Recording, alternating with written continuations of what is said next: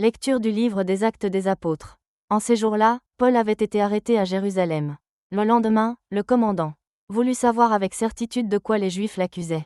Il lui fit enlever ses liens, puis il convoqua les grands prêtres et tout le Conseil suprême, et il fit descendre Paul pour l'amener devant eux.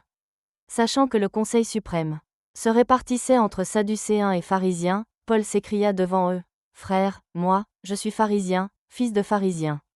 C'est à cause de notre espérance, la résurrection des morts, que je passe en jugement. » À peine avait-il dit cela, qu'il y eut un affrontement entre pharisiens et sadducéens, et l'assemblée se divisa. En effet, les sadducéens disent qu'il n'y a pas de résurrection, pas plus que d'anges ni d'esprits, tandis que les pharisiens professent tout cela. Il se fit alors un grand vacarme. Quelques scribes du côté des pharisiens se levèrent et protestèrent vigoureusement: « Nous ne trouvons rien de mal chez cet homme. Et si c'était un esprit qui lui avait parlé, ou un ange ?» L'affrontement devint très violent, et le commandant craignit que Paul ne se fasse écharper. Il ordonna à la troupe de descendre pour l'arracher à la mêlée et le ramener dans la forteresse. La nuit suivante, le Seigneur vint auprès de Paul et lui dit: « Courage, le témoignage que tu m'as rendu à Jérusalem, il faut que tu le rendes aussi à Rome. » Parole du Seigneur.